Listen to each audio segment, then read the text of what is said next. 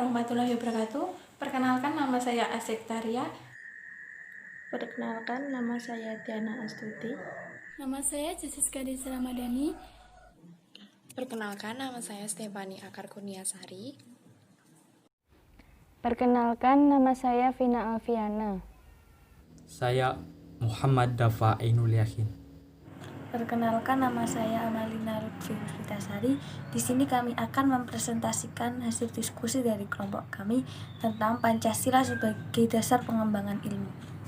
Ini saya akan membacakan tentang nilai ketuhanan sebagai nilai pengembangan. Ketuhanan yang Maha Esa memberikan kesadaran bahwa manusia hidup di dunia ini itu seperti sedang menempuh ujian, dan kelak hasil ujiannya itu yang akan menentukan kehidupannya yang abadi di akhirat nanti. Salah satu ujiannya adalah manusia diperintahkan untuk melakukan perbuatan kebaikan, bukan untuk membuat kerusakan di bumi. Tuntunan sikap pada kode etik ilmiah dan keinsinyuran seperti menjunjung tinggi keselamatan, kesehatan, dan kesejahteraan masyarakat, berperilaku terhormat, bertanggung jawab, etis, dan taat aturan untuk meningkatkan kehormatan reputasi, kemanfaatan profesional, dan lain-lain. Itu semua adalah suatu manifestasi perbuatan untuk kebaikan tersebut. Ilmuwan yang mengamalkan kompetensi teknik yang dimiliki dengan baik dan sesuai dengan tuntunan sikap tersebut berarti mereka mensyukuri anugerah Tuhan. Nilai kemanusiaan sebagai nilai pengembangan ilmu pasal 2, yaitu kemanusiaan yang adil dan beradab. Yang mana kemanusiaan yang adil dan beradab ini memberikan arahan baik yang bersifat universal maupun khas terhadap ilmuwan dan ahli teknik di Indonesia. Asas kemanusiaan atau humanisme menghendaki agar perlakuan terhadap manusia harus sesuai dengan kodratnya sebagai manusia, yaitu memiliki keinginan seperti kecukupan materi, bersosialisasi, eksistensinya dihargai, mengeluarkan pendapat, berperan nyata dalam lingkungannya, bekerja sesuai kemampuan yang tertinggi.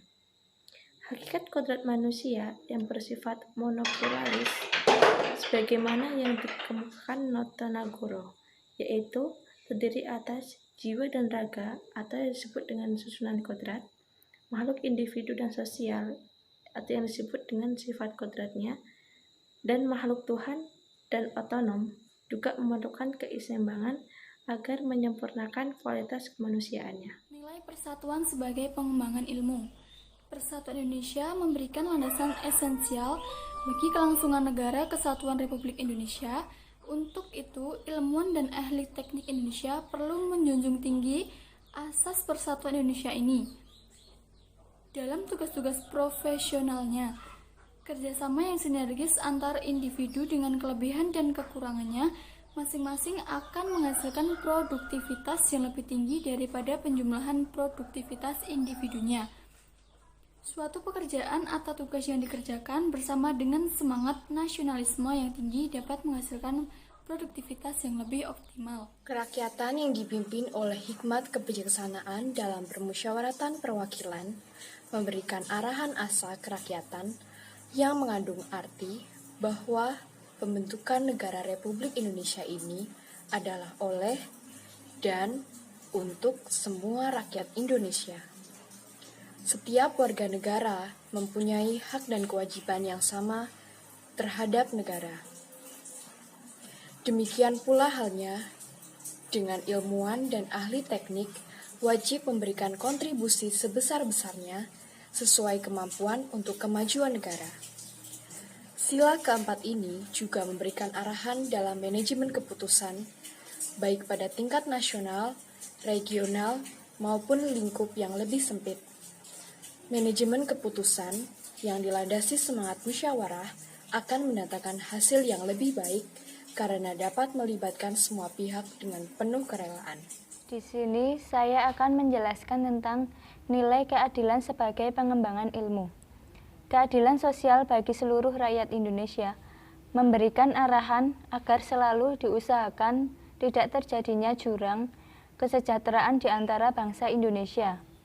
Ilmuwan dan ahli teknik yang mengelola industri perlu selalu mengembangkan sistem yang memajukan perusahaan sekaligus menjamin kesejahteraan karyawan.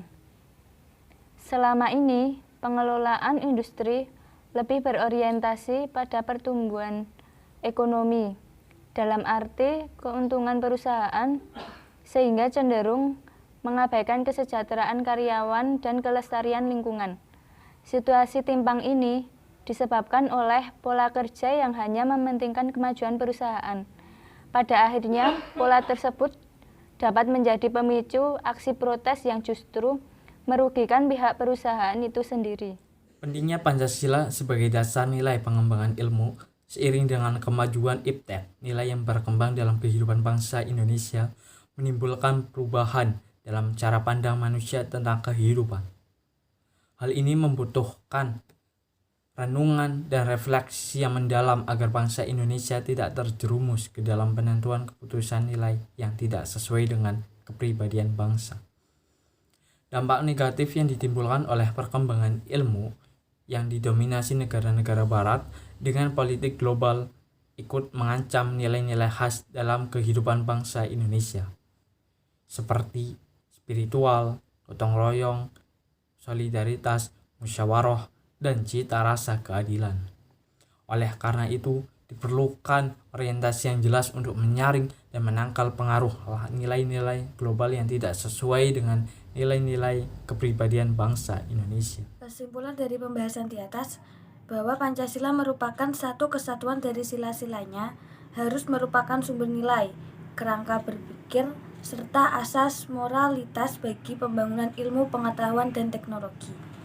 Pengembangan ilmu dan teknologi, terlebih yang menyangkut manusia, haruslah selalu menghormati martabat manusia, haruslah meningkatkan kualitas hidup manusia, baik sekarang maupun di masa depan, membantu pemekaran komunitas manusia, baik lokal, nasional maupun global, harus terbuka untuk masyarakat, lebih-lebih yang memiliki dampak langsung kepada kondisi hidup masyarakat.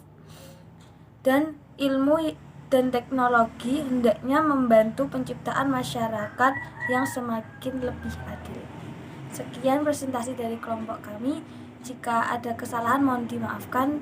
Bila ada pertanyaan mohon ditanyakan langsung di Google Classroom. Terima kasih.